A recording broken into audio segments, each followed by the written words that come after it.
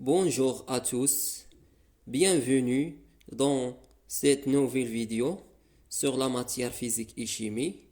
Aujourd'hui, on va corriger l'exercice 16 de la page 99, manuel étincelle, qui est destiné aux élèves de troisième année collégiale sur la partie de la mécanique, la leçon les actions mécaniques, notions de force. Dans cet exercice, on va aborder les objectifs suivants. Premier objectif, connaître les actions mécaniques. Le deuxième, établir le bilan des actions mécaniques. Le troisième, savoir les deux types d'actions mécaniques. Alors, avant de commencer à la lecture de l'exercice et répondre aux questions, je vais rappeler par quelques notions qu'on va utiliser dans cet exercice. Donc, d'abord, qu'est-ce qu'une action mécanique? On parle d'action mécanique lorsqu'un objet agit sur un autre objet. Ça veut dire quoi? Ça veut dire il y a un objet ou corps, la même chose, fait ou exerce une action sur un autre objet qui reçoit ou subit l'action mécanique. Donc, on a deux objets, celui qui agit appelé l'acteur et celui qui reçoit l'action mécanique appelé le receveur. Et l'interaction entre eux s'appelle l'action mécanique.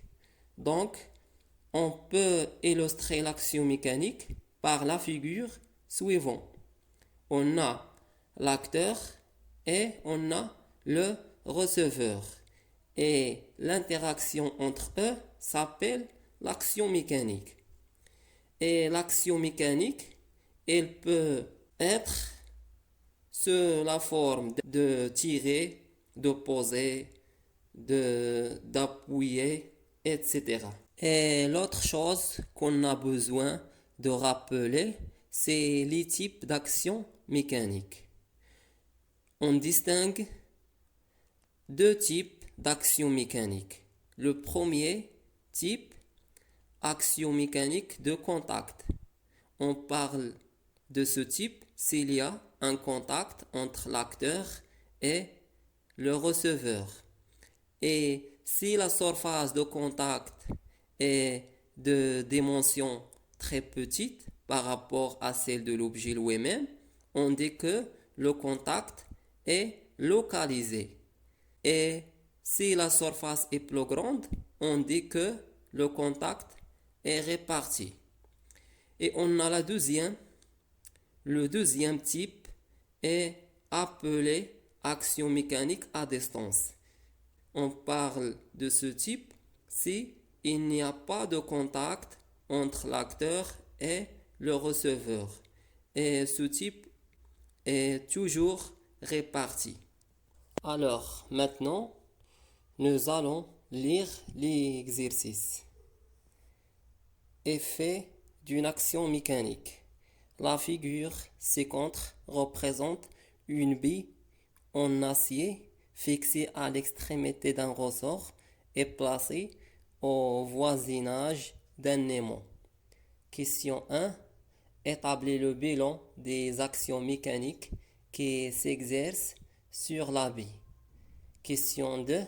Pour chaque action, précise si elle est A de contact ou à distance. B. Si il est localisé ou réparti. Question 3. Quelles sont les actions mécaniques qui s'exercent sur le ressort? D'abord, j'explique les données de l'exercice avant de passer aux questions. Alors, on a dans la figure une bille en acier. Et l'acier est un alliage métallique fabriqué par un mélange des métaux.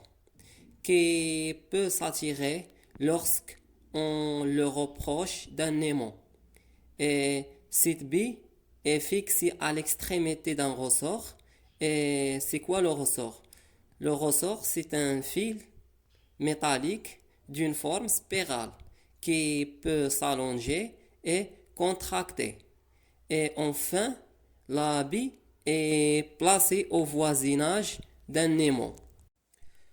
Pour établir le bilan mécanique, il faut premièrement préciser le système étudié. Qu'est-ce que c'est le système étudié? C'est l'objet ou bien le corps qui reçoit ou subit les actions mécaniques. Entre parenthèses, le receveur. Dans notre cas, et d'après la question, le système étudié est la bille.